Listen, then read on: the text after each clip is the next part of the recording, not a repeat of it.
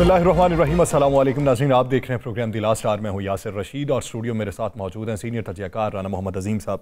नाज़रीन, आज कौमी असम्बली का इजलास था, वज़रा की अदम दिलचस्पी थी, अपोजिशन सरापा एहतजाज थी, लेकिन आज के दिन दोनों अतराफ से अगर देखा जाए तो मुज़ाकरात के हवाले से बाज़ गश्तें तो सुनाई दी, लेकिन एक तरफ से मौक़िफ़ ये अपनाया गया कि हम किसी से भी मुज़ाकरात करने के लिए तैयार हैं, लेकिन कोई उसमें दिलचस्पी का इजहार करे और नेक नीयती के साथ हमारे साथ मुज़ाकरात करे। तो दूसरी तरफ से जवाब ये दिया गया कि मुज़ाकरात की गारंटी कौन देगा। अब अता तारड़ साहब या जो डिप्टी वज़ीर आज़म हैं इसहाक़ डार साहब या ख्वाजा आसिफ साहब, उन्होंने ऐसी गुफ्तशुनीद की। अब कल जो पहली मीटिंग हुई, अब उसे पहली मीटिंग कहें या गैर रस्मी मुलाकात कहें, जिसके अंदर बातचीत हुई अयाज सादिक साहब से असद कैसर साहब की, अब उसको ऑन अता तारड़ साहब नहीं कर रहे, लेकिन पाकिस्तान तहरीक इंसाफ भी कहती है कि बाज़ाब्ता तौर पर तो मुज़ाकरात अभी नहीं हुए। लेकिन उसके अंदर एक बात के ऊपर इत्तफाक राय तो ज़रूर हुआ था कि दोनों अतराफ से वो शख्सियात जो बयानबाजी में शिद्दत इख्तियार करती हैं और इख्तलाफात के हवाले से जो पॉलिसी अपनाई जाती है उसमें किसी न किसी सतह पे नरमी लाने की कोशिश की जाएगी। असद कैसर साहब ने वहाँ पे ये बात कही कि अपनी तमाम क़यादत के साथ मुलाकात करके मुशावरत करके आपको आगाह करूँगा। लेकिन क्या ऐसे हालात में कि जब वफाक में पाकिस्तान मुस्लिम लीग नून के बिलखुसूस जो वज़रा हैं या उनके नुमाइंदगान जो हैं या उनके रहनुमा जो हैं वो इस तरह की बातें करें कि आपको पहले माफ़ी मांगनी चाहिए, आपके साथ मफाहमत कैसे हो सकती है, आप मफाहमत का तो इरादा नहीं रखते, आप तमाम हदें अबूर कर चुके हैं, तो इस ज़िमन के अंदर मुज़ाकरात के अदवार किस तरीके से आगे बढ़ सकेंगे। दूसरी बात, सुप्रीम कोर्ट के आज केसेस को लेके एक जो था वो आईनी बेंच के सामने था, एक जस्टिस मंसूर अली शाह की सरबराही में 5 रुकनी बेंच के सामने था। आदिल बाज़ई के केस के अंदर इलेक्शन कमीशन से सख्त सवालात पूछे गए हैं कि क्या इलेक्शन कमीशन अदालतों को मानता है या नहीं मानता। इलेक्शन कमीशन अपने दायरा इख्तियार को इतना वसी क्यों समझता है कि वो समझता है कि उसके ऊपर किसी और का इख्तियार नहीं। इलेक्शन कमीशन ट्रायल कैसे कर सकता है। इलेक्शन कमीशन सिर्फ अपनी मर्जी से सिर्फ ये समझ लेगा कि ये वाला बयान हल्फी ठीक है और ये वाला पसंद नहीं आया। इस तरह की बातें आदिल बाज़ई के केस के अंदर आज की गई हैं, तो जिससे ये तासुर मिला कि जहाँ पर यह बात की गई कि इलेक्शन कमीशन अदालतों को तस्लीम करता है या नहीं करता और क्यों नहीं करता, तो इसमें वो जो मखसूस नशिस्तों के केस वाला थोड़ा सा उनसर उसके अंदर आज दिखाई दिया है। दूसरा, सिविलियन के मिलिट्री कोर्ट के अंदर ट्रायल के हवाले से प्रोसिक्यूशन जो हुकूमत की थी उसमें से ख्वाजा हारिस साहब पेश हुए, तो ख्वाजा हारिस साहब से भी सवालात किए गए। जस्टिस जमाल खान मंदोखेल ने सवाल किए हैं, जस्टिस आयशा मलिक साहिबा ने सवाल किए हैं, जिसमें यह सवाल उठाया गया कि एक सिविलियन के मिलिट्री कोर्ट के अंदर ट्रायल कैसे हो सकते हैं। आर्टिकल 8 की तो आप बात करते हैं, लेकिन आर्टिकल 8A का हक मुतासिर हो जाता है। और फिर उन्होंने वहाँ पर एक सवाल ये पूछा कि अगर कोई आर्मी ऑफिसर जो है वो अपने आला ऑफिसर के ख़िलाफ़ कोई कार्रवाई करे या उसे मार डाले तो उसका केस कहाँ पर चलेगा। तो जवाबन ख्वाजा हारिस साहब ने कहा कि उसका केस जो है वो आम अदालत के अंदर चलेगा। तो इस ज़िमन के अंदर बहसो मुबाहिसा आज हुआ है और समात जो है वो कल तक के लिए मुलतवी कर दी गई है। कल दोबारा इसके ऊपर समात होगी। इस तमाम मंजरनामे पर बात करते हैं, राना साहब की तरफ बढ़ेंगे। राना साहब, क्या समझ कि कल का जो पहला राउंड था उस राउंड का नतीजा क्या रहा है और आज की जो गुफ्तगू या हल्की मौसीकी तंज़ो मज़ा वाली ये किस समत को लेके जाएगी। बिस्मिल्लाहिर्रहमानिर्रहीम। अस्सलातु वस्सलामु अलैका या सय्यदी या रसूल अल्लाह, अस्सलातु वस्सलामु अलैका या सय्यदी या हबीब अल्लाह। ताजदार ख़त्म नबूवत जिंदाबाद जिंदाबाद। यस, चूँकि सेहत मेरी भी इजाज़त नहीं दे रही, ग़ालिबन आपकी भी नहीं इजाज़त दे रही, गला शदीद ख़राब है, बुखार है, लेकिन इसके बावजूद ख़बर देना और ख़बर पहुँचाना आपकी और मेरी ज़िम्मेदारी भी है। आपने अभी बात अपने इंट्रो में की कि आज वज़रा गैर हाज़िर थे, यही कहा ना जी? क्या कोई आज वज़रा की तनख़्वाह या अरकान असम्बली की तनख़्वाह बढ़ाने का कोई बिल पेश होना था? क्या आज किसी ऐसी तरमीम का होना था जिसका असर हुकूमत के हक़ में जाए? नहीं, वो मैं इंट्रो में वैसे भूल गया। तरमीम के हवाले से भी वो जो केस है ना वो उसकी भी वो क्या नाम है, नंबर लग गया हुआ, उसको नंबर लग गया ना। मैं उसे कहा क्या ये कोई ऐसी चीज़ थी आज तो जिसमें किसी सियासी जमात, हुकूमती सियासी जमात का कोई मफाद हो? मफाद तो होना चाहिए वैसे पाकिस्तान तहरीक इंसाफ को देखते हुए। मैं वैसे कह रहा हूँ कोई था ऐसे समझने में कुछ तो की लेना आना सी उन्होंने। और भैया, जब तनख्वाहों का मामला नहीं कि अरकान असम्बली की तनख्वाहें बढ़ानी है, जब ये मामला नहीं कि वज़रा को साइशें देनी है, जब ये मामला नहीं है कि कोई ऐसा बिल पास करना है जिस बिल से हुकूमत को फ़ायदा पहुँचे, जब कोई ऐसा मामला नहीं है कि जनाब जिससे कोई ज़ाती मामला ठीक हो जाए, तो फिर मुझे सिंपल सा एक बता दें, फिर उन्होंने क्या लेने आना है? آپ کے لیے آنا ہے, اس قوم کے لیے آنا ہے. جہاں سے ووٹ لے کے آئے ہیں, اچھے یا سچے یا جھوٹے جو بھی ہیں, کیا ان کے لیے آنا ہے؟ بالکل نہیں آنا. بھائی ہمارے وزراء اس دن آتے ہیں یا جس دن وزیر اعظم صاحب آئے آج کے اجلاس میں. ہاں جی, آج کے اجلاس میں پاکستان میں. پاکستان میں. اچھا, کیوں نہیں آئے؟ ان کو وزیر اعظم کون سی پارلیمنٹ نے بنایا؟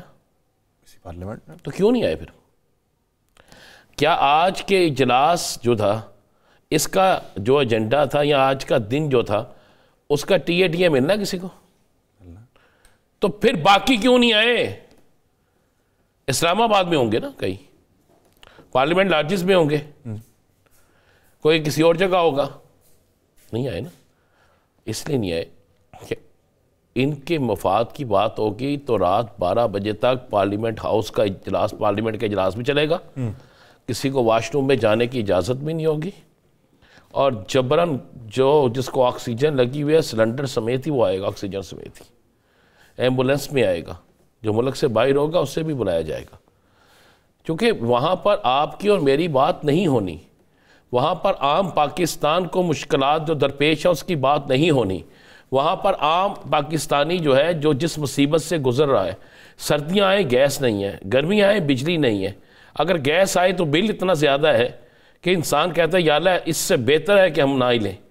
جب ایسی چیزیں جو ہیں عوام جس مشکل سے گزری ہے اس کا ذکر اگر اس پارلیمنٹ کے اندر نہیں ہونا, اگر اس کی بات اس پارلیمنٹ میں نہیں ہونی, اگر عام آدمی کے ریلیف کی بات اس پارلیمنٹ میں نہیں ہونی, اگر مصالحت کی بات, سیاسی مصالحت کی بات اس پارلیمنٹ میں نہیں ہونی, اگر معاشی استحکام کی بات اس پارلیمنٹ میں نہیں ہونی, اگر آج آپ نے دیکھا ہے جس طرح, میں تو پریشان ہو گیا شیری رحمان صاحبہ کی آپ نے گفتگو سنی. جی جی جی, مجھے لگتا تھا کہ جیسے یہ ایک معذرت سے سینٹ کا اجلاس نہیں ہے, یہ کوئی ایک کسی چوک میں جلسہ ہو رہا ہے اور کوئی کہہ رہا ہے تقریر کم کرے, تو آگے سے کیا جواب دیا جا رہا ہے؟ ہم ٹی وی پہ دیکھتے ہیں, ہمارے بچے دیکھتے ہیں, قوم دیکھتی ہے, قوم اس امید سے بیٹھی ہوتی ہے کہ شاید آج ایک بڑا اعلان ہو جائے گا کہ عام آدمی کے ریلیف کے لیے یہ کر دیا گیا, شاید آج بڑا اعلان ہو جائے گا کہ فلاں شخص کو فلاں چیز کر دی گئی, شاید آج کوئی اور اعلان ہو جائے گا, لیکن نہیں ہوگا نا. تو آپ اس لیے یہ نہ کہا کریں کہ آج اجلاس میں وزراء نہیں آئے, ارکان اسمبلی بھی نہیں آئے. بھئی آج ان کے مفاد کا اجلاس نہیں تھا, آج خانہ پوری کا اجلاس تھا. آج اجلاس میں دن پورے کرنے کے لیے مجبوری تھی اجلاس کرنا. ہمارا آئین ہے نا, کیا کریں؟ ہم نے آئین کو کھلونا بنا دیا ہے, ہم نے آئین کے ساتھ کھیلنا سیکھ لیا ہے, ہم نے آئین پر عمل درآمد نہیں کرنا. ہم نے اسمبلی کتنے اجلاس ہوں گے اس کا ایک کوٹا پورا کرنا ہے. مجھے یہاں تو جس دن مکمل اجلاس ہوگا گالی گلوچ ہوگی, پیجز پاڑے جائیں گے اور تیزی سے بل پاس ہوں گے. وہ ہوگا مفاد پارلیمنٹ اجلاس, مفاد عامہ نہیں. اور آج نہ مفاد عامہ تھا, نہ مفاد پارلیمنٹ تھا, آج تھا مفاد ٹی ڈی اے. ٹھیک ہے, وہ ہو گیا, نہ اس پہ فکر کرے, یہ قوم بھی فکر نہ کرے.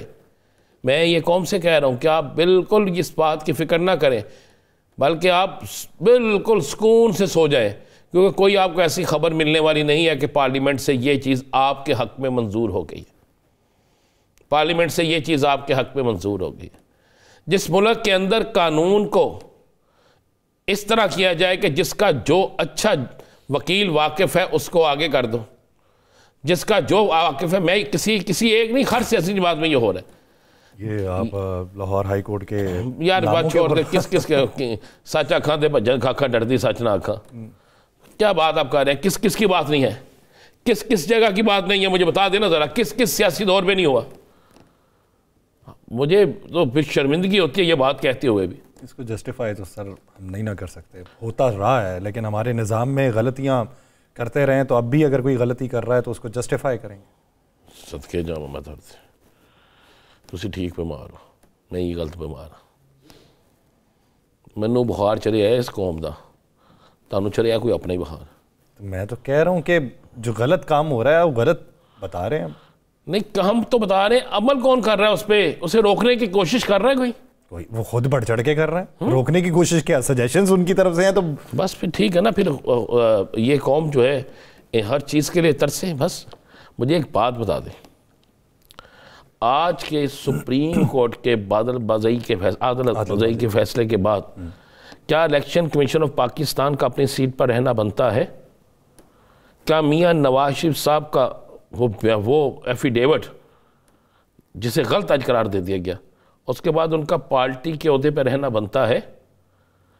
کیا اسپیکر قومی اسمبلی کا بھیجا گیا ریفرنس کے بعد اسپیکر قومی اسمبلی جو ہے ان کو محسوس ہوا کہ ان سے کتنا بڑا بلنڈر ہوا؟ کیا کسی ایک طرف سے یہ آواز آئی کہ جناب سپریم کورٹ کے اس فیصلے کے بعد اب اخلاقاً ہمیں یہاں پہ نہیں رہنا چاہیے؟ باقی تو ہر چیزوں پہ 1 منٹ سے پہلے پریس کانفرنس ہو جاتی ہے, ایک کی تو ہر چیزوں پہ ہر چیز ہو جاتی ہے. آج کے فیصلے سے آپ ایک بات یاسر ذہن میں رکھیے کہ آپ نے ہلکا سا اشارہ دیا ہے کہ محسوس نشستوں کا, حالی محسوس نشستیں نہیں ہیں, اور بھی بہت کچھ کھلنے والا ہے. اس کیس کو جیسے جیسے آگے جائے گا نا, اگر اس کیس کی نظر ثانی میں یہ جائیں گے, ٹریبیونلز کے کیسز ہیں, بڑا کچھ ہے, تو اس میں ایسی چیزیں سامنے آنی ہیں, اور کوئی 1 یا 2 ایسے فیصلے جس میں ثابت ہو گیا کہ الیکشن کمیشن کے پاس اس میں ثابت ہوا کہ یہ اختیار ہی نہیں ہے, انہوں نے اختیار کا استعمال ہی غلط کیا ہے, تو پھر بہت سے کیس ایسے ہیں جس میں انہوں نے اختیار استعمال غلط کیا ہے. پھر ساری چیزیں جو ہے نا وہ آنی شروع ہو جائیں گی, اور جب یہ آنی شروع ہو جائیں گی تو پھر آپ سوچئے گا کہ گیم جاتی کس طرف ہے. یہ جو لوگ سمجھتے ہیں نا کہ تاحیات ہم رہیں گے, تاحیات اللہ کی ذات ہے اور کوئی حکمران نہیں ہے. اور میں نے اس ملک میں بڑی اکثریت والے لوگوں کو گھنٹوں میں ان کی حکومتیں ٹوٹتے دیکھی ہیں. جو لوگوں کو تبدیل کرنے آئے تھے ان کو میں نے خود تبدیل ہوتے دیکھا ہے. پھر وہ نعرے لگے, خود کہتے ان کو سنا ہے کہ جب میں نے کہا کہ قدم بڑھاؤ, پیچھے دیکھا تو کوئی بھی نہیں تھا. تو ایسا ماحول کسی وقت بھی کسی کے ساتھ بھی بن سکتا ہے. تو آپ یہ توقع رکھ کے بیٹھے ہوئے ہیں, اس مان پہ بیٹھے ہوئے ہیں, اور ایک ہی بات کرتے آ رہے ہیں کہ آج اسمبلی میں کوئی نہیں آئے. نہیں آنا اسمبلی میں بھائی, اس دن آنا ہے جس دن انہوں نے کسی ایسے بل کو پاس کرانا ہے جو بل ان کے مفاد پارلیمنٹ ہوگا, مفاد اقتدار ہوگا, مفاد اراکین اسمبلی ہوگا, اور مفاد عامہ کا نہیں ہوگا. مفاد عامہ کا بل تو پیش ہوتا ہی نہیں. کوئی ہوا بل پیش؟ مجھے بتا دینا, میں تو ڈھونڈ رہا ہوں, شاید ہوا 2 یا 4 بل پیش ہوئے ہوں. آپ کی بڑی گہری نظر ہے, اگر کوئی ہے تو مجھے بتا دیں تاکہ میں بھی اس بل کو دیکھ سکوں. مجھے بل سے یاد ہے, مولانا فضل الرحمان صاحب نے تو یہ کہہ دیا ہے کہ وہ بل رہا ہی نہیں ہے, وہ تو قانون بن گیا. انہوں نے سوال اٹھایا کہ جب 10 دن اس پہ دستخط نہ ہوں تو کیا وہ خود بخود ایکٹ نہیں بن جاتا؟ وہ کہتے ہیں ایکٹ بن گیا. وہ مولانا صاحب نے درست کہا جی. مولانا صاحب کے آج رویے میں نے تھوڑی سی تبدیلی دیکھی ہے, نرمی والی. ہاں سر, وہ جو انہوں نے پشتو کے اندر جو باتیں کی, پشتو آپ کو آتی ہے, جن کو پگڑیاں پہنانی ہم نے سکھائیں, جو ہمارے شاگردوں کے شاگرد ہیں وہ ہمیں بتائیں گے کہ ہم نے کیا کرنا ہے. چونکہ مجھے پشتو نہیں آتی, آپ کو پشتو آتی ہے, آپ سمجھتے ہیں شاید آپ کے, چونکہ آپ رہے ہوں یونیورسٹی میں, کوئی دوست ہوں آپ کے, بہت سے دوست ہیں, تو اس لیے چونکہ میرا پشتو کا سے تعلق کم ہے, مجھے کم آتی ہے پشتو, عربی زیادہ آتی ہے مجھے. انہوں نے تو بخیے ادھیڑے ہیں سر. حکومت کیوں دے رہے ہیں؟ حکومت کے ایکٹ کے ادھیڑے. ایکٹ چھوڑے, حکومت کیوں دے رہے ہیں؟ تو حکومت نہیں تو سر وہ کروائی نا پریس کانفرنس. میں پھر وہی کہہ رہا ہوں, جس نے حکومت نے کرائی نا, بات کس کے خلاف کرنی چاہیے تھی؟ حکومت کے خلاف. جس نے کروائی ہے آپ کو تو اس سے پوچھنا چاہیے تھا نا کہ بھائی آپ نے یہ کروائی ہے تو آپ یہ ذمہ دار ہیں. ہم نہیں کرتے, اس لیے کہ سب کے سب جگہ معاملات طے ہیں, اور اتنے معاملات طے ہیں, میں آپ کو یہ گارنٹی کے ساتھ کہہ رہا ہوں, بالکل گارنٹی کے ساتھ کہہ رہا ہوں, سارے معاملات طے ہیں. کسی کی کسی چیز سے توجہ ہٹانے کے لیے یہ سب کچھ کیا جا رہا ہے, اس کے علاوہ اور کوئی چیز ہی نہیں ہے. پھر اس کے تو 4 دن ہی ہیں, تو 4 دن میں یہ ہوا بیٹھ جائے گا. میرے خیال سے آج کے دن تک تو بیٹھ چکے ہیں. چلیں کل جمعۃ المبارک ہے, بڑا مبارک دن ہے, ان کی مساجد ہیں, مدرسے ہیں، دیکھتے ہیں کتنی جگہ پر اس ایکٹ کے خلاف، مثلا اس ایکٹ جو منظور نہیں کیا گیا اس پر کتنی جگہ یہ بات ہوتی ہے، مجھے بتائیے گا ضرور۔ اسی پروگرام میں کہا گیا تھا، اسی پروگرام میں، ہمارے ہی پروگرام میں، کہ اسرائیل مرد آباد کے ساتھ ہم فلاں مرد آباد بھی کہیں گے اگر 8 تاریخ تک ہمارا کام نہ ہوا۔ حافظ عبداللہ صاحب نے کہا تھا تبلیغ جنگ بچ گیا، غفور حیدری صاحب نے کہا تھا 8 تاریخ آخری دن ہوگا، اور غوری صاحب نے کہا تھا کہ اس کے بعد پھر ہم یہ مرد آباد کسی اور کا نعرہ لگائیں گے۔ لگا نعرہ؟ نہیں لگا تو پھر سمجھ لیا کریں نا یاسر صاحب، اتنے سادہ کیوں ہیں آپ یار؟ آپ سمجھ لیں کہ یہ سارا کچھ جو ہے نا، سارا کچھ سب پرانی طرح پہ کام کر رہے ہیں، سارا کچھ کسی اور کی حکومت کو اپوزیشن میں بدلنے یا کسی اپوزیشن کو مزید نیچے کر کے خود اپوزیشن بننے، یہ سارا کچھ کس طرح ہو رہا ہے۔ آج مجھے اس سے بتا دیں، کیا مسلم لیگ نون کے کسی سینیٹر، کسی مسلم لیگ نون کے ترجمان کی طرف سے مولانا صاحب کے خلاف کوئی بات کی گئی؟ نہیں۔ نہیں۔ کسی ایم پی ایم این اے کی طرف سے، پیپلز پارٹی کی طرف سے جسارت ہی نہیں کریں گے تو پھر آپ اس کو سمجھ نہیں آتی؟ پھر آپ کو سمجھ نہیں آتی کیوں نہیں جسارت کریں؟ مولانا سے ڈرتے ہیں تو ہے، تو پھر بل پہ رکاوٹ کیوں؟ اگر مولانا صاحب سے یہ ڈرتے تھے بس صدر احترام، تو پھر وہ اس بل میں رکاوٹ کیوں پیدا کی گئی؟ اگر یہ مولانا سے ڈرتے تھے تو جو مولانا نے جو داند نکال دیے تھے وہ داند دوبارہ کیوں ڈال دیے گئے؟ اگر یہ مولانا سے ڈرتے تھے تو پھر مولانا کے ساتھ یہ ساری جو بقول آپ کے سرکاری کانفرنس ہوئی ہے یہ کیوں ہوئی؟ میرے بقول نہیں، ان کے بقول، چلو ان کے ان کے بقول یہ کیوں ہوئی؟ اگر یہ مولانا سے ڈرتے ہیں بتائیں نا مجھے کیوں ہوئی پھر؟ اچھا اس سے چھوڑیں، پرویز خٹک یہ اتنا ایکٹیو کیوں ہو گیا؟ یہ تو نقوی صاحب نے کیا ہے، ان کو بتاؤ۔ میں پرویز خٹک کی بات کر رہا ہوں، بڑا ایکٹیو ہو گئے، کیا وجہ؟ سننے میں آیا، میرے پاس جو خبر ہے، پرویز خٹک صاحب کے قریبی کسی شخص سے میں نے پوچھا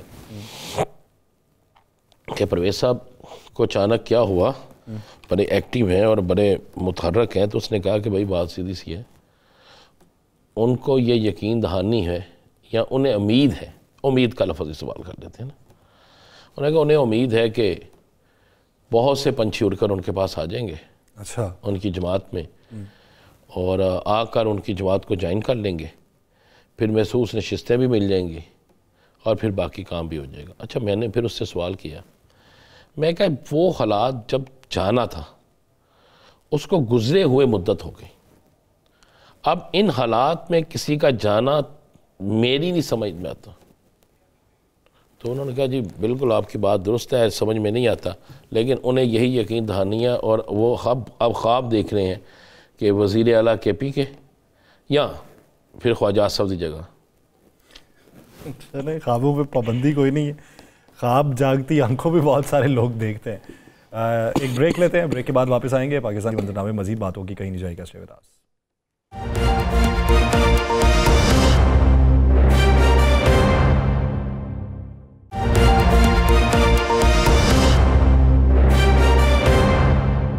بریک کے بعد خوش آمدید ناظرین۔ مذاکراتی راؤنڈ اگر شروع ہوتا ہے باقاعدہ طور پہ آفیشلی، جس میں دونوں طرف کا موقف سامنے آ جائے، تو اس کا فائدہ ہوگا یا نقصان ہوگا؟ اور اس مذاکراتی راؤنڈ میں اگر فائدہ ہوتا ہے تو کس کا ہوگا؟ کیا کوئی ایسی صورت ہے کہ مجموعی طور کے اوپر سبھی کا فائدہ ہو، مجموعی طور کے اوپر معیشت کا بھی فائدہ ہو، مجموعی طور کے اوپر یہ حرکات و سکنات و اقدامات جو ہیں یہ سبھی کے فائدے میں چلے جائیں؟ کیا ایسی کوئی صورت ممکن ہے، یا پھر یہ سب بے وقت کی راگنی ہے اور اسی طریقہ کار کے تحت تمام چلتے رہیں گے جس طریقہ کار کے تحت ماضی قریب سے اب تک چلتے آئے ہیں اور مستقبل بعید تک بھی یہ چلتے رہیں گے؟ اسی بارے میں بات کریں گے۔ ہمیں جوائن کیا پاکستان پیپلز پارٹی کے رہنما قادر خان مندوخیل صاحب نے۔ قادر مندوخیل صاحب بہت شکریہ آپ کے وقت کا۔ قادر مندوخیل صاحب، سینیٹر عبدالواسع صاحب ہیں، وہ کہتے ہیں مسلم لیگ نون اور پیپلز پارٹی کا حال وہی ہوگا جو حال پی ٹی آئی کا ہوا ہے۔ اب اس پہ سب سے پہلا گلہ انہیں جمعیت علماء اسلام فیکو آپ کے ساتھ، پھر بعد میں گلا حکومت کے ساتھ۔ اصل میں یہ ان کا گلہ بننا کس سے چاہیے؟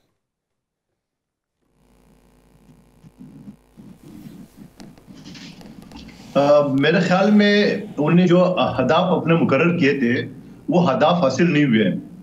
وہ جو پیپلز پارٹی کی حشر کی بات کر رہے ہیں تو پیپلز پارٹی کا تو ہوگا تو دیکھا جائے گا. آپ کو تو پہلے سے ہو چکا ہے, آپ کو تو صفایا ہو چکا ہے پختونخوا سے. آپ کے خود اپنے سربراہ کو اپنے گھر سے سیٹ نہیں ملی, بلوچستان کی ضلع چمن سے اس کو سیٹ ملی ہے. تو حشر تو وہ اپنا پہلے دیکھ لے پھر ہماری طرف دیکھیں. نہیں, آج انہوں نے کہا ہے کہ ایوان صدر جو ہے, آج انہوں نے ساری, آپ نے وہ پریس کانفرنس سنی ہوگی, اس میں انہوں نے ایوان صدر کو تنقید کا نشانہ بنایا. انہوں نے کہا ہمارا گلہ کسی اور سے ہے ہی نہیں, ہمارے ساتھ جو ہاتھ کیا ہے وہ ایوان صدر نے کیا ہے, اور وقت کی بات ہے, ان کو وقت, یہ مولانا صاحب کا کہنا ہے. تو ایوان صدر کی طرف سے تو ان کے بڑا اچھا تھا, بلاول صاحب کے ساتھ ان کا ایک بڑا اچھا تعلق واسطہ, زرداری صاحب کے ساتھ ایک اچھا تعلق واسطہ. اچانک یہ مسلم لیگ نون کو بھی چھوڑ کے, باقیوں کو بھی چھوڑ کے ایوان صدر کی طرف کیوں اشارہ دیتے جا رہے ہیں؟ ظاہری بات ہے وہ سیاسی رہنما ہے مذہبی کے ساتھ ساتھ, تو ان کو حق ہے کہ وہ تنقید کرے. لیکن جو ایوان صدر کا معاملہ ہے, ایوان صدر ایک فرد کا نام نہیں ہے. 2500 کے لگ بھگ وہاں پہ جو ڈپارٹمنٹ ہے مختلف, ان پر ایک محیط ایک ایوان صدر ہے جس کو پارلیمنٹ کہتے ہیں. یعنی سینٹ, قومی اسمبلی اور ایوان صدر ملا کے ان کو پارلیمنٹ کہتے ہیں. میں یہ سمجھ رہا ہوں قانون کی طالب علم کے حصے سے, اور آپ بھی بخوبی جاتے ہیں, ایک اسپتال کو اگر تو وہ وزارت صحت میں رجسٹرڈ کرے ہوگا یا وزارت تعلیم میں. اسی طرح ایک مدرسہ ہے جس میں تعلیم دی جا رہی ہے, اس کو کہاں پہ رجسٹرڈ ہونا چاہیے, سوسائٹی ایکٹ کے تحت یا وزارت تعلیم میں. تو ٹیکنیکلی تو میں یہ سمجھ رہا ہوں کہ مولانا صاحب جو ہے نا وہ اس بات پہ جو ہے نا وہ ان کو بصیرت نہیں ہونا چاہیے.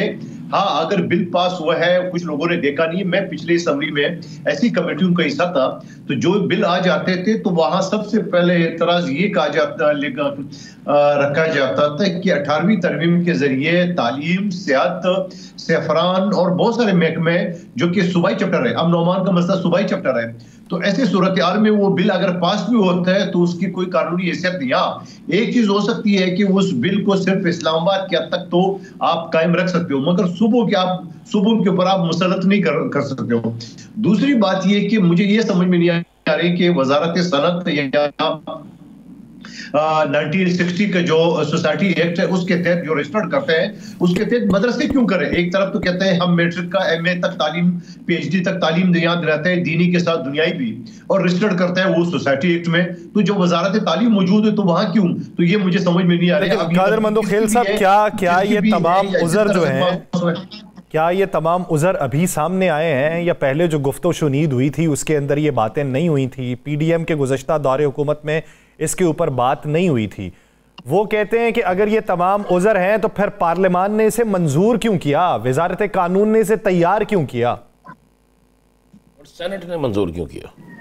دیکھیں میں دوبارہ ریپیٹ کرتا ہوں, میں آپ سے سوال کرتا ہوں کہ اگر کوئی ٹی وی لائسنس لینا ہو یا نشریات سے متعلق کوئی ڈپارٹمنٹ ہو تو اس کو رجسٹر کہاں ہوگا؟ وزارت اطلاعات میں ہوگا. اسی طرح تعلیم کا شعبہ وزارت تعلیم پہ ہوگا. اگر کوئی چیز غلط پاس ہوئی ہے تو آپ غلط کو تو آگے نہ بڑھا سکیں نا, مطلب وہ کہتا ہے نا 2 غلط ایک صحیح تو نہیں ہو سکتے ہیں. اگر بل غلط پاس ہوا ہے یا نہیں ہونا چاہیے یا اس میں یہ ترامیم ہونا چاہیے, اب دوبارہ صدر مملکت نے بھیجا ہے 16 تاریخ کو جوائنٹ سیشن ہے پارلیمنٹ کا, اس میں یہ ڈسکس کر لے کہ بابا ان کو وزارت وہاں سے اٹھا کے وزارت کیا کہتے ہیں اس کو 1960 کا سوسائٹی ایکٹ کہتے ہیں وزارت صنعت سے. اب مجھے بتاؤ مدرسے سے صنعت سے کیا تعلق؟ کوئی فیکٹری آپ نے بنانی ہے, کوئی آپ نے مدرسہ فیکٹری کے طور پہ چلانا ہے. اچھا اس پہ قادر مندوخیل صاحب, اس پہ کیا ابتدائی طور پہ انہوں نے یہ تمام گزارشات نہیں رکھی تھیں؟ کیا اس پہ کوئی یقین دہانی نہیں تھی؟ اور اگر نہیں تھی تو پھر یہ ابال کیسا کہ وہ کہتے ہیں کہ 26ویں آئینی ترمیم کے تناظر میں اس بات کا اگریمنٹ ہوا تھا؟ اگر یہ نہیں تھا تو پھر وہ کیوں اتنا بول رہے ہیں؟ دیکھیں جس طرح مولانا صاحب خود فرماتے تھے کہ 26ویں ترمیم جو نا رات کے اندھیرے میں کالے لفافے میں یہ لے آئے تھے, تو وہ اسی کالے لفافے میں یہ بل بھی تو شامل تھا نا. تو ہو سکتا ہے جلد بازی میں اس خیال نہیں رکھا. آپ مجھے بتا دیں, آپ مجھے بتا دو, اگر یہ بات آپ کہہ رہے ہو کہ ڈسکس ہو گیا ہوگا تو مجھے نہیں سمجھ میں آ رہا ہے کہ ڈسکس ہونے کے باوجود یہ پورا پارلیمنٹ اس پہ کنوینس کیسے ہو گیا. کہ جب ایک مدرسہ ہے, تعلیم کا شعبہ ہے, ان کو آپ صنعت میں رجسٹر کراؤ. کوئی آپ نے فیکٹری چلانا ہے, آپ مجھے بتاؤ, اگر کوئی فیکٹری ہے تو ضرور وہاں پہ کر جائے. جب ایک تعلیمی ادارہ ہے, اس تعلیمی ادارے کو آپ وزارت صنعت میں رجسٹر کریں, میری منطق میں تو یہ بات نہیں آ رہی ہے. ہو سکتا ہے کہ اس وقت خیال نہیں کیا گیا ہوگا. یہ میں ماننے کو تیار نہیں ہوں کہ وہاں ڈیبیٹ یہ ہو گیا ہوگا کہ وزارت تعلیم میں نہیں, وزارت صنعت میں اس کو رجسٹر کیا. یہ میں ماننے کو تیار نہیں ہوں کہ ایسا ڈیبیٹ ہو گیا ہوگا. اچھا, مولانا صاحب نے کہا ہے کہ جی چونکہ بل جو ہے وہ 10 دن تک دستخط نہیں ہوئے تو وہ خود بخود ایکٹ بن گیا. ایسا کوئی ہے قانون میں؟ جی بالکل ہے کہ اگر اسمبلی کو بھیجا جائے, چاہے گورنر یا صدر پاکستان ہو, اور وہ اسمبلی دوبارہ وہاں بھیج دے تو 10 دن کے اندر سائن ہو جاتا ہے, یعنی آٹومیٹکلی قانون بن جاتا ہے. لیکن سوال یہ ہے, کیا یہ 10 دن کے اندر بھیجا ہے یا 10 دن سے پہلے بھیجا ہے؟ یا اگر 10 دن کے بعد ہے تو یقیناً وہ قانون لاگو ہوتا ہے. اگر 10 دن کے اندر, وہ تاریخ تو مجھے اور آپ کو نہیں معلوم, ہو سکتا ہے کہ وہ 10 دن سے پہلے انہوں نے بھیجا ہوگا. تو جب 10 دن سے پہلے بھیجا ہوگا اور باقاعدہ ان کو جوائنٹ سیشن کو ریفر کیا ہے, تو پھر وہ قانون تو لاگو نہیں ہوتا ہے اس کے اوپر. پھر وہ تو یہ کہتے ہیں کہ یہ تو 13 دن سے بھی بعد میں جا کے اعتراضات منظر عام پہ آئے, پہلے تو خاموشی اس پہ اختیار کیے رکھی. دیکھیں, میں دوبارہ ریپیٹ کرتا ہوں کہ یہ بل ریفر ہوا ہے جوائنٹ سیشن کو, قومی اسمبلی کو نہیں, یہ سینٹ کو نہیں. تو جب جوائنٹ سیشن کو ہوا ہے تو وہ 10 دن کا جو قزغن ہے وہ پورا نہیں ہوگا اس کے اوپر. وہاں کوئی نہیں لکھا ہوگا نہیں سر, وہ تو اب اگلے پروسیجر کی بات ہے نا. وہ بات کر رہے ہیں تب کی کہ جب ایوان صدر کو اسے پہلے بھجوایا گیا تھا, جب اس پہ اعتراضات نہیں عائد ہوئے تھے, وہ تب کی بات کر رہے ہیں کہ اگر 10 دن کے اندر ایوان صدر اس پہ دستخط نہیں کرتے تو وہ باقاعدہ طور پہ قانون کی شکل اختیار کر جاتا ہے. انہوں نے بعد میں اس پہ اعتراضات اٹھائے اور اب جا کے اس کو بھجوایا ہے, جس کے اوپر مشترکہ اجلاس ہے. وہ تو پہلے ہی قانون بن چکا. نہیں, ایک دوبارہ میں ریپیٹ کروں, جہاں تک میری نالج ہے یہ بل اس سے پہلے بھی جا چکا ہے قومی اسمبلی میں, پھر واپس قومی اسمبلی نے بھیجا ان کو. تو اب جب بھیجا ہے تو جوائنٹ سیشن کو بھیجا ہے, یعنی قومی اسمبلی اور سینٹ جوائنٹ جو کمبائن اجلاس ہوگا اس کو بھیجا ہے. تو وہ 10 دن کا قانون یہاں اپلائی تو نہیں ہوتا ہے. اور پھر میں دوبارہ ریپیٹ کروں, مجھے خود ایگزیکٹلی ڈیٹ یاد نہیں ہے, نہ مولانا صاحب بتا سکے کہ وہ 10 دن ایکسپائر ہونے کے بعد بھیجا ہے یا پہلے. اگر پہلے بھیجا ہوگا پھر کیسے لاگو ہوگا اس کے اوپر قانون. لیکن یقیناً مولانا صاحب کو حق ہے, وہ کہتے ہیں میں عدالت جاؤں گا, اور میں ایک چیز کروں کہ مجھے نہیں سمجھ میں آ رہا ہے, اگر عدالت بھی جائے گا تو عدالت بھی یہ کہے گا کہ ایک ڈپارٹمنٹ ہے, آپ دوسرے میں کیسے رجسٹر کرا رہے ہو. یعنی تعلیم کا شعبہ آپ صنعت میں کرا رہے ہو, کل کا جو ہے نا فیکٹری مالکان بولیں گے ہمیں وہاں پہ وزارت تعلیم میں رجسٹر کراؤ, تو ایسا تو نہیں ہو سکے گا. یا کوئی اسپتال رجسٹرڈ ہوگا تو وزارت صحت میں ہوگا, وزارت تعلیم میں تو نہیں رجسٹرڈ ہوگا. قادر منظور صاحب, آپ کی ساری گفتگو سے تو پھر یہ علم ہو رہا ہے کہ مولانا صاحب جو چاہتے ہیں وہ نہیں ہوگا. جو آپ کہتے ہیں قانون ہے کہ وزارت تعلیم میں ہی یہ سارا کچھ ہوگا, تو اسی طرح ان کو ماننا پڑے گا, ایسا ہی ہے جی؟ رانا صاحب, میں آپ کو ذاتی رائے بتا رہا ہوں, کامن سینس بتا رہا ہوں. اگر کسی نے کوئی اسپتال بنانا ہو تو اس کو کہاں رجسٹر کرائے گا؟ وزارت صحت میں نا, وزارت تعلیم یا وزارت صنعت میں تو نہیں ہوگا. تو میں اس چیز, یا تو مدرسے کو تعلیم نہ کہے, مدرسے کو تعلیم نے کہ. ایک چیز اور بتاؤ آپ کو, 1960 کا جو مولانا صاحب حوالہ دے رہے ہیں, کیونکہ خود میں ایک ویلفیئر ٹرسٹ چلا رہا ہوں, تو ویلفیئر ٹرسٹ جو ہے نا یا مسجد جو ہے نا وہ جو ٹرسٹ ایکٹ ہے اس کے تحت ہوتا ہے 1960 کا. تو یہ ٹرسٹ تو نہیں ہے, یہ تو مدرسہ ہے, اس میں تو تعلیم دی جاتی ہے, دنیائی بھی اور دینی بھی, اور اس میں باقاعدہ میٹرک ایم اے بی اے تک تعلیم دی جاتی ہے. تو آپ مجھے بتاؤ کہ یہ سب کچھ اگر دی جاتی ہے تو وہ مسجد والے ایکٹ میں تو نہیں رجسٹرڈ ہوگا, یہ تو باقاعدہ ایک تعلیم ہے نا. تو یا تو آپ یہ کہیں کیونکہ اس سے پہلے جو شرائط ہے کہ آپ کو میٹرک کا ایم اے کا بی اے تک تعلیم آپ نے دینی, وہ شرائط انہوں نے مان لیے. جب وہ مان لیے شرائط تو پھر یہ ٹرسٹ ایکٹ میں تو نہیں آئے گا, مسجد تو نہیں رہا, یہ تو پھر ایک تعلیمی ادارہ رہا. اچھا قادر خان مندوخیل صاحب, آپ قانون سے بھی وابستہ ہیں, اس شعبے سے وابستگی ہونے کے ناطے آپ آج کا جو کیس ہوا جس کا فیصلہ سنایا گیا سپریم کورٹ سے عادل بازئی کے بعد, جس میں انہوں نے یہ بات کی کہ الیکشن کمیشن ٹرائل کیسے کر سکتا ہے, کیا وہ عدالتوں کو مانتا بھی ہے یا نہیں مانتا. پھر آپ کے پاس 2 بیان حلفی ہیں اور آپ یہ کہتے ہیں کہ وہ سیکرٹ ڈاکومنٹ ہیں, انہیں افشا نہیں کیا جا سکتا. تو کس بنیاد کے اوپر آپ نے یہ فیصلہ کیا کہ یہ پسند ہے, یہ ناپسند ہے؟ تو اس فیصلے کو کس نظر سے دیکھتے ہیں, اور اس کا امپیکٹ کیا اگلے کوئی اور فیصلوں پہ بھی پڑے گا, کیا ٹریبیونل کے فیصلوں کے اوپر پڑے گا؟ جی بالکل, جسٹس منصور علی شاہ استعفیٰ نہ دینے کے बावजूद वो, मैं नहीं कहता हूँ इस्तीफा दे दे, मगर जब वो बैठा है तो ऐसे केसेस के लिए बैठा है। अभी बहुत सारे केसेस को और वो इलेक्शन कमीशन का या जो भी नीचे हाई कोर्ट की जो फैसले है वो मुअत्तल होगा। ये तो सबको पता था कि ये फैसला कैसे आएगा। आप मुझे एक बात बता दें कि जब इलेक्शन कमीशन के पास इख्तियार नहीं है तो क्या जुडिशियल मजिस्ट्रेट के पास इख्तियार होगा? इलेक्शन कमीशन में जो 63A के तहत एक शख्स ने बकायदा पार्टी का एफिडेविट भरा है पार्टी में शमूलियत का, हाँ वो अगर जाली है तो जरूर उसको ऊपर है। ऐसा तो नहीं हो सकता है कि वो जो केस है वो नीचे सिविल अदालत में, लिहाजा मुझे बहाल कर रहे हैं। तो मुझे नहीं समझ में आ रहा है कि सुप्रीम कोर्ट ने कैसे कर दिया है कि जब सिविल अदालत में चल रहा है तो वो तो 75 साल चलेगा, तो जो 75 साल चलेगा तो असेंबली का टेन्योर तो खत्म हो जाएगा। इससे पहले कासिम सूरी का केस चल रहा है, आखिर तक चल रहा था, असेंबली का टेन्योर खत्म हो गया। इस तरह शहबाज शरीफ साहब के मुकाबले में जो मैंने इलेक्शन लड़ा था वो आज तक सुप्रीम कोर्ट में पेंडिंग है। फिर उसके बाद मिफ्ता इस्माइल के साथ मैंने इलेक्शन लड़ा है 2024 में, 2021 में, वो आज तक चल रहा है हाई कोर्ट में। तो मैं नहीं समझ रहा हूँ कि सुप्रीम कोर्ट नीचे सिविल जज को, मजिस्ट्रेट को इतनी तरजीह दे के वहां पेंडिंग रहे, मगर फिलहाल हम उसको बहाल करते तो मैं नहीं समझता हूँ कि ये कोई इंसाफ के तकाजे पूरे हो उसके ऊपर। जाहिर बात है जब एक एफिडेविट भरा है और 63 ये बड़ा वाज़ेह कानून है, मैं उस कानून को नहीं देख रहा हूं जहां हमजा शहबाज की हुकूमत को गिराने के लिए उसने सुप्रीम कोर्ट ने अपनी पसंद की तशरीह कर दी है, जहां वोट डाला भी नहीं जा सकेगा और गिना भी नहीं जा सकेगा और नाइल भी होगा। तो ये तो हमने पहली मर्तबा देखा और वही सुप्रीम कोर्ट ने रिवर्स कर दिया है।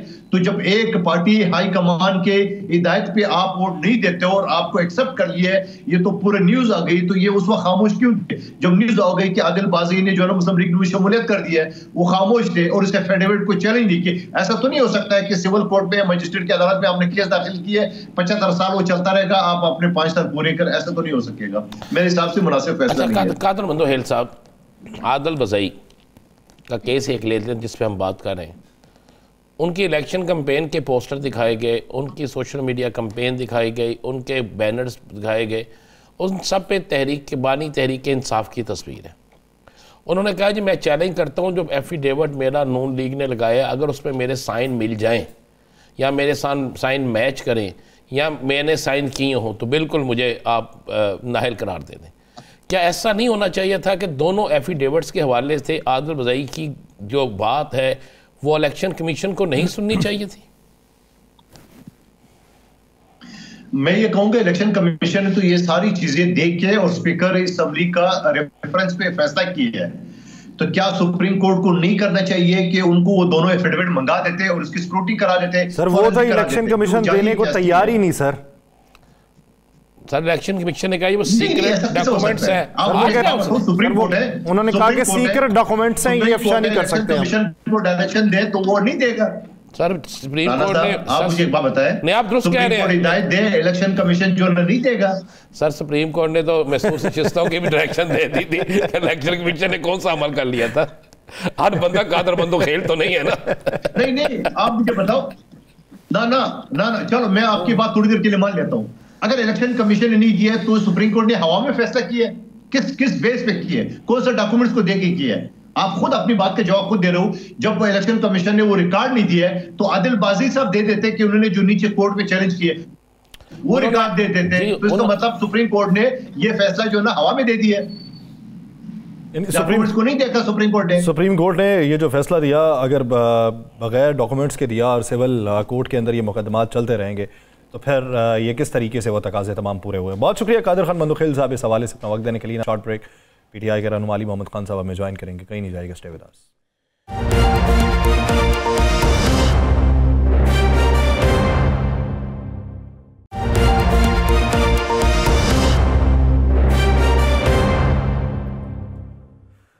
ब्रेक के बाद खुशामदीद नाज़रीन। जो मुज़ाकरात की डिमांड है या मुज़ाकरात के जो दरवाजे वाह किए गए हैं और उस पे आगे अगर खुशामदीद नहीं कहा जाता तो फिर सिविल नाफरमानी वाला ऑप्शन, और अगर खुशामदीद कहा जाता है और इसके दौरानिए को कुछ बढ़ा दिया जाता है और कहा जाता है कि इसका तवील दौरानिया होगा और इसी में बैठ के गुफ्तो शुनीद करेंगे, तो कब तक का इंतज़ार किया जाएगा जिसके बाद उस तरफ को माइल होने की कोशिश की जाएगी। और वफाकी हुकूमत की तरफ से ये है कि एक तरफ से सिविल नाफरमानी की कॉल, दूसरी तरफ से मुज़ाकरात की दावत, ये किस तरीके से जस्टिफाई है? अब जो केसेस लगे हुए हैं उन केसेस को लेके जो है आगे की हिकमत अमली क्या होगी? جو اس وقت ٹیم ہے پاکستان تحریک انصاف کی، مذاکراتی ٹیم، سیاسی ٹیم یا کور کمیٹی، وہاں پر گفت و شنید کیا ہو رہی ہے؟ کن آپشنز کو زیر غور لایا جا رہا ہے؟ اسی بارے میں بات کریں گے۔ پی ٹی آئی کے رہنما علی محمد خان صاحب نے ہمیں جوائن کیا ہے۔ علی محمد خان صاحب بہت شکریہ آپ کے وقت کا۔ علی محمد خان صاحب، مذاکراتی ٹیم تو تشکیل دے دی گئی، کل خبر یہ منظر عام پہ آئی کہ پہلا راؤنڈ ہو گیا، پھر دونوں اطراف سے تردید بھی آنا شروع ہو گئی۔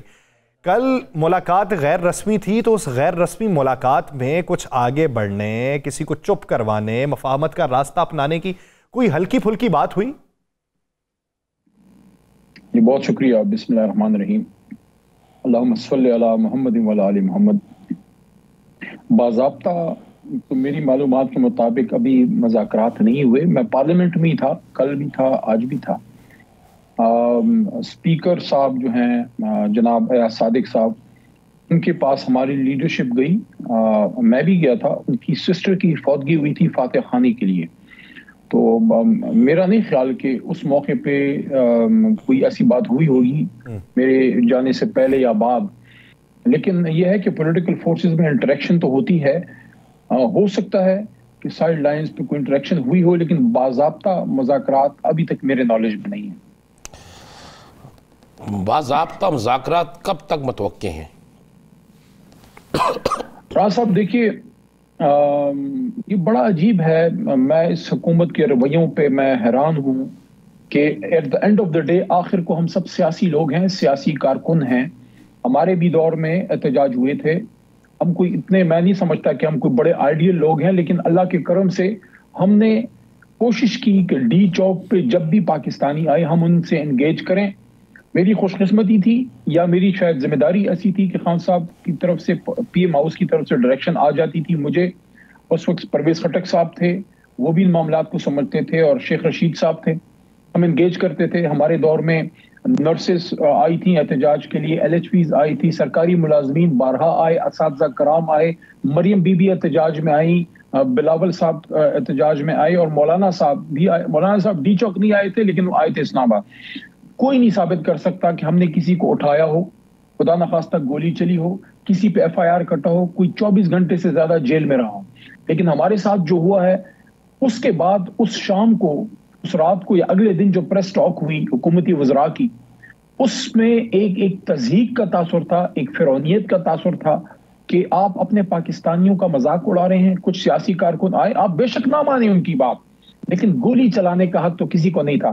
تو یہ سارا کچھ رانا صاحب جو ہو گیا ہے، اب اس کے بعد اگر حکومت مذاکرات نہیں کر رہی تو یہ پھر لمحہ فکریہ ہے کہ خون بہنے کے بعد بھی اگر کوئی بات نہیں کرے گا تو پھر اب آپ کو مزید کس تباہی کا انتظار ہے؟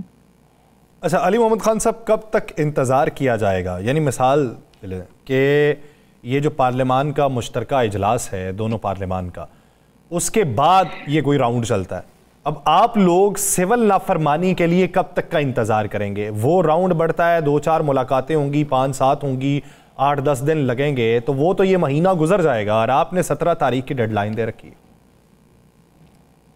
دیکھیے، یہ بڑا ایک میں سمجھتا ہوں برموقع اور بڑا اہم سوال ہے۔ آپ اس کو دیکھیے کہ عمران خان صاحب نے احتجاج کی کال کیوں دی ہے۔ یہ جو احتجاج ہوا ڈی چوک کے بعد، اس کے بعد یہ جو دوسرا احتجاج خان صاحب نے کال کی ہے، دیکھیے ہمارے پاس راستے چھوڑے کون سے ہیں؟ خان صاحب کو گولی لگی، جیل میں پڑے ہوئے، ان پہ کیس تھا، 302 کی کوشش کی گئی نا، وہ تو اللہ کا کرم تھا کہ ان کی جان بچی ہے۔ ان کے ساتھ سٹیج پہ اس وقت جو ہماری لیڈرشپ موجود تھی، تو اس کیس کا بھی کچھ پتہ نہیں لگا۔ قوم نے 8 فروری کو، باوجود اس کے کہ بلہ چھین لیا گیا، نشان نہیں تھا ہمارے پاس، قوم نے ثابت کیا کہ زندہ قوم ہے، اور ڈھونڈ ڈھونڈ کے نشان، ڈھونڈ ڈھونڈ کے انہوں نے ووٹ ڈالا۔ میں آپ کو اپنی اگزامپل دوں گا، مجھے ایک ڈولفن کا انتخابی نشان ملا تھا، ڈولفن کا۔ بلے پہ جب میں 13 میں لڑا، میرا تو ووٹ نہیں تھا، خان صاحب کا ووٹ تھا، 46,000 تھا میرے خیال میں 2013، آج سے 10 سال پہلے۔ اس کے بعد 18 میں کچھ 56 یا 58,000 تھا، بلے پہ لڑا۔ لیکن اس بار ڈولفن پہ ہمارا انتخابی نشان ہی ہم سے چھین لیا گیا، لیکن 1 لاکھ پلس ووٹ پڑا۔ اب مردان میرا شہر جو ہے خیبر پختونخوا کا دوسرا تیسرا بڑا شہر ہے، لیکن وہ پنجاب جتنا بڑا آبادی کا علاقہ نہیں ہے، وہاں 1 لاکھ ووٹ پڑنا یہ بہت بڑی کامیابی تھی. یہ قوم نے ثابت کیا کہ عمران خان کے ساتھ جڑ کے کھڑے ہیں, زندہ قوم ہے, تو ہم جیسے لوگوں کو یہ ووٹ دیا ہے, اور صرف مجھے نہیں, ہمارے مردان سے 2 اور حلقے, ان کو بھی 1-1 لاکھ ووٹ پڑا, تاریخ میں کبھی نہیں پڑا. تو عوام نے تو اپنا ثابت کر دیا وہ کدھر کھڑے ہیں. خان صاحب جیل میں ہیں, ان کے کیس کا بھی کوئی رزلٹ نہیں نکلا. لے دے کے آپ کے پاس ایک سپریم کورٹ رہ گئی تھی کہ وہاں سے انصاف کا کوئی ہوگا. تو 26 نومبر کو اپنا 26ویں ترمیم جو ہوئی ہے, 26 نومبر کی بات میں نے کی, 26ویں ترمیم کے بعد سپریم کورٹ کی طاقت کو بھی کم کیا گیا, سو موٹو نوٹس پہ حملہ کیا گیا, اس کی جو سینیورٹی کا کانسیپٹ تھا اس کو چینج کیا گیا. تو وہ بھی ایک آپشن, ایک طرح سے آپ یہ کہیں کہ اگر ختم نہیں ہے تو بہت کمزور کر دیا گیا. تو اب آپ نے مجھے بتائیں عمران خان صاحب یا تحریک انصاف کے پاس احتجاج کے علاوہ راستہ چھوڑا کون سا ہے؟ تو اس لیے باوجود اس کے کہ عمران خان صاحب نے احتجاج کی کال دی ہے, اس پہ گنڈاپور وزیر اعلیٰ صاحب نے یہ بات کی ہے کہ وہ خان صاحب سے مل کے اس پہ پھر وہ فائن ٹیون کریں گے کب انہوں نے اس کو کس طریقے سے کس طرح لے کے جانا ہے. لیکن اس سے پہلے جو کمیٹی بنی ہے, یہ بہت بڑی گولڈن اپرچونٹی ہے اس حکومت کے پاس کہ معاملات کو سیاسی انداز میں حل کیا جائے.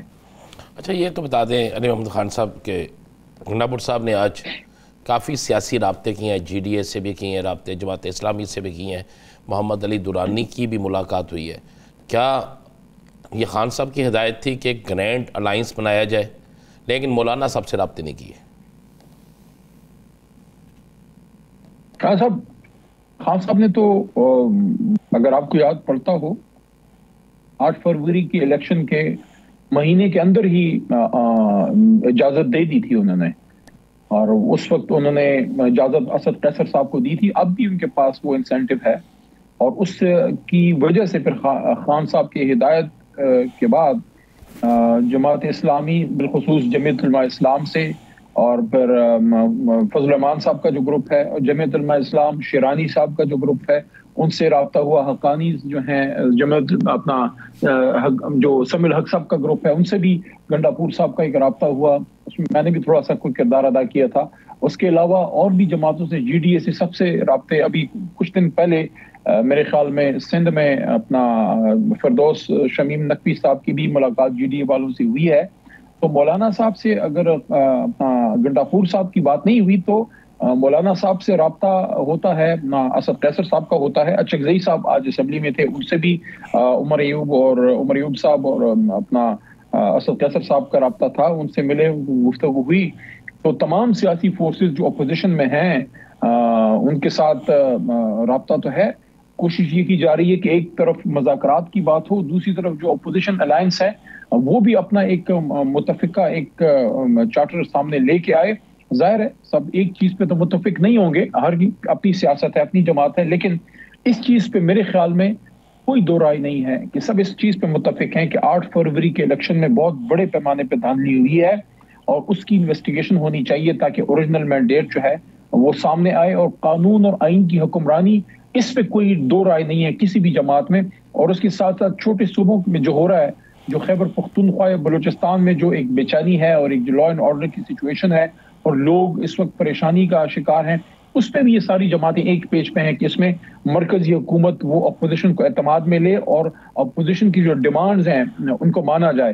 تو میرے خیال میں کافی ایک ایریا ایسا ہے جس میں اپوزیشن کی جماعتیں آپس میں ایک متفقہ پلیٹ فارم پہ آ سکتی ہیں.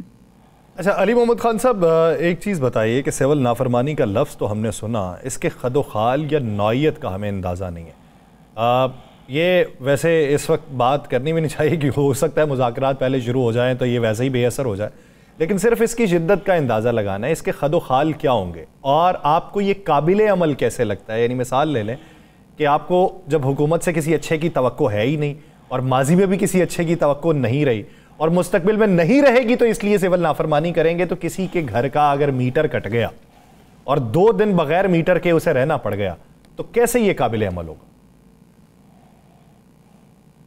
دیکھیں, ماضی میں ایک دفعہ یہ کوشش ہوئی تھی 2014 میں, خان صاحب اس وقت خود لیڈ کر رہے تھے, تو ایک تو وہ ٹائم تھا. اب اس میں آگے کیا اس کے خد و خال ہوں گے, کس کس ایریا میں احتجاج کو بڑھایا جائے گا, اس پہ لیڈرشپ خان صاحب کے ساتھ بیٹھے گی اور ان سے پھر تفصیلی ہدایات لیں گے. کہ میں پر امید ہوں اس بات پہ کہ جو کمیٹی بنی ہے اگر تو مذاکرات سٹارٹ ہو جاتے ہیں، شروع ہو جاتے ہیں اور ان میں بڑھوتری ہوتی ہے اور کوئی پیش رفت ہوتی ہے، اور خان صاحب نے خود مجھے بلکہ میرے ساتھ کچھ اور وکلاء بھی وہاں تھے، کچھ عرصے پہلے مذاکرات کی بات ہو رہی تھی، میں نے ان سے سوال کیا کہ خان صاحب حکومتی بہت سے لوگ مذاکرات کی بات کرتے ہیں، اس وقت حکومت کی طرف سے آپ کو یاد ہوگا، میں کوئی پونے تین مہینے پہلے کی بات کروں، دعوت بار بار ہوتی تھی، رانا ثنا صاحب بات کرتے تھے یا ان کے اور لوگ بات کرتے تھے کہ مذاکرات ہونے چاہیے، بلکہ آپ کو یاد ہوگا زرداری صاحب نے بھی ایک دفعہ یہ بات کی تھی مذاکرات کی۔ خان صاحب سے میں نے پوچھا کہ بار بار حکومت کی طرف سے یہ بات ہوتی ہے تو ہم کیا جواب ہماری طرف سے ہونا چاہیے؟ خان صاحب نے کہا کہ میننگ فل ڈائلاگ اگر ہو تو ٹھیک ہے، میننگ فل یعنی کہ نتیجہ خیز، تو اگر یہ اب مذاکراتی عمل اگر شروع ہوتا ہے اور کوئی نتیجہ خیز باتیں سامنے آتی ہیں تو پھر اصل مقصد تو احتجاج نہیں ہے، اصل مقصد تو مسائل کا حل ہے کہ عمران خان صاحب اور اسیران کی رہائی ہو، اور جو 26 نومبر اور 9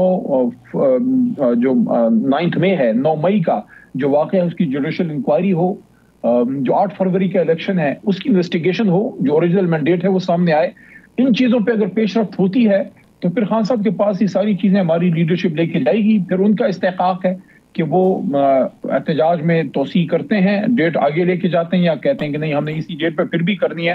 وہ بہرحال آخری فیصلہ جو ہے وہ عمران خان صاحب کا ہوگا۔ پرویز خٹک صاحب بڑے ایکٹیو ہو گئے ہیں آپ کے صوبے میں، اب دوبارہ سے سیاست میں وہ نظر آنا شروع ہو گئے ہیں، اور دوسری طرف پی ٹی آئی کے اندر گروپنگ کی بات بڑی چلتی ہے۔ آپ چونکہ پی ٹی آئی کے ہر اجلاس پہ بھی ہوتے ہیں، اظہار اختلاف بھی کرتے ہیں، حق پہ بھی بولتے ہیں، سارا کچھ ہوتا ہے، جمہوریت کا یہ حسن یہی ہے پارٹی کے اندر بات کرنا، تو کیا پی ٹی آئی میں کوئی فارورڈ بلاک کے امکانات ہیں اور کوئی پرویز خٹک صاحب سے رابطے میں ہے؟ خٹک صاحب پہلے بات کر لیتے ہیں، میرے خیال میں ان کو جو ہے ایک ریالٹی چیک ملا ہے نوشہرہ سے اور خیبر پختونخوا سے بالعموم، نوشہرہ سے بالخصوص۔ پرانے سیاستدان ہیں، احترام کا رشتہ ان سے رہا ہمیشہ۔ میں سمجھتا ہوں اچھا ہوتا اگر وہ خان صاحب سے جو بھی ان کی مجبوری تھی جدائی کے بعد تھوڑا سا گفتگو میں وہ احتیاط کر لیتے۔ جب آپ کا ایک ساتھ گزرا ہوتا ہے تو وہ کیا کہتے ہیں کہ جدائی میں بھی اور چھوڑ کے جانے میں بھی ایک گریس ہونی چاہیے، تو وہ نہیں وہ نبھا پائے اس طرح سے، اس کا مجھے دکھ ہے، کیونکہ جب وہ توشاخانہ کیس میں، یہ القادر کیس میں جب وہ گواہی دینے آئے تھے اپنی، تو میں ادھر ہی تھا، عدالت میں تھا، اور میری عادت نہیں ہے، میں ہمیشہ آگے بڑھ کے بزرگوں کو سلام کرتا ہوں۔ شاید زندگی میں پہلی بار میں اپنی اس عادت کو نبھا نہ سکا اس دن جب خٹک صاحب تشریف لائے، اور مجھے بڑا عجیب لگا کہ جب وہ وہاں کھڑے تھے اور خان صاحب پیچھے بیٹھے ہوئے تھے، اور میں وہ ڈائس پہ جج صاحب کے سامنے میں بھی کھڑا تھا، اور وہاں خٹک صاحب اپنی جو بھی گواہی وہ دے رہے تھے، مجھے بڑا عجیب لگا کہ کتنا لمبا ساتھ رہا۔ تو اب اگر وہ آئے ہیں دوبارہ تو ٹھیک ہے، وہ پرانے سیاسی لیڈر ہیں، اپنی کوشش وہ کر سکتے ہیں، لیکن میرے خیال میں خیبر پختونخوا کی عوام نے خٹک صاحب کو بتایا ہے کہ پشتون خیبر پختونخوا کے وہ کہاں کھڑے ہیں، جس طرح پنجاب کی لیڈرشپ نے بتایا ہے میاں نواز شریف صاحب کو کہ پنجابی لیڈرشپ اور عوام اس وقت اور کارکن کہاں کھڑے ہیں۔ وہ علیحدہ بات ہے فارم 47 پہ میاں صاحب یا شہباز صاحب یا مریم بی بی، ان سب لوگوں کو جو ہے خواجہ آصف صاحب ان کو جیت کے ایک جیلی سرٹیفکیٹ تو دے دیے، لیکن سب کو پتہ ہے، وہ انگریزی میں وہ کہتے ہیں نا، in the heart of their hearts everybody knows where is Lahore standing, where is Gujranwala standing, central Punjab, north Punjab, south Punjab کا دل کس کے ساتھ دھڑکتا ہے، سب کو پتا ہے، قیدی نمبر 804 کے ساتھ دھڑکتا ہے۔ لیکن ٹھیک ہے، آپ نے ظلم کیا، آپ نے مینڈیٹ جو ہے وہ دے دیا ان کو، تو خٹک صاحب کوشش کر کے دیکھ لیں۔ میرے خیال میں پشتون تو بالکل کلیئر کھڑے ہیں عمران خان صاحب کے ساتھ۔ اب آگے احتجاج کی بات آپ نے چھیڑی اور وہ سارا آپ نے کہا، دیکھیے عمران خان صاحب کا سب سے بڑا اگر میں سمجھتا ہوں کوئی کارنامہ اس وقت ہے پاکستان میں، وہ یہ ہے کہ پاکستان کی جو مڈل کلاس یوتھ ہے اس کو پولیٹیسائز کر دیا ہے، اور بہت سی ایسی متس کو شیٹر کر دیا ہے کہ اب ہر نوجوان خود اپنے ذہن سے سوچتا ہے، خود جا کے اسٹڈی کرتا ہے کہ اس کو جو بتایا گیا یا پڑھایا گیا کہ وہ کتنا صحیح تھا. اور میں سمجھتا ہوں کہ پاکستان سے محبت کی جو ایک جستجو اور اس نوجوان میں، اس لڑکے اور لڑکیوں میں خان صاحب لے کے آئے ہیں، یہ بہت بڑی اچیومنٹ ہے کہ اپنے ملک کی یوتھ کو، اپنے نوجوانوں کو اپنے ملک کی فکر لگا دی ہے کہ اس ملک کو ٹھیک ہونا چاہیے. ٹھیک ہے، مشکل وقت ہے، ہم پہ گزر رہا ہے، لیکن وہ اللہ خود کہتے ہیں کہ فَإِنَّ مَعَ الْعُسْرِ يُسْرًا إِنَّ مَعَ الْعُسْرِ يُسْرًا. ہر تکلیف کے ساتھ آسانی ہے، ہر تکلیف کے ساتھ آسانی ہے. تو یہ اس تکلیف کے ساتھ بھی آسانی ہوگی. ہو سکتا ہے اسی میں کوئی بہتری ہو سکتا ہے یہ تکلیف جو خان صاحب اپنے آپ پہ سہ رہے ہیں یا تھوڑی بہت ہم نے بھی صحیح ہے، ہو سکتا ہے یہ پورے قوم کے نصیب اس سے بہتر ہوں. اس تکلیف کے بعد جو روشنی آئی، اس کے بعد جو دن چڑھے، وہ شاید پاکستان کی ترقی آپ اچھے نتائج کی امید لیے بیٹھے ہیں. پروگرام کا وقت ختم ہو جاتا ہے. بہت شکریہ خان صاحب اس حوالے سے اپنا وقت دینے کے لیے. ناظرین، آپ سے ملاقات ہوگی کل. اپنا بہت سا خیال رکھیے گا. اللہ نگہبان.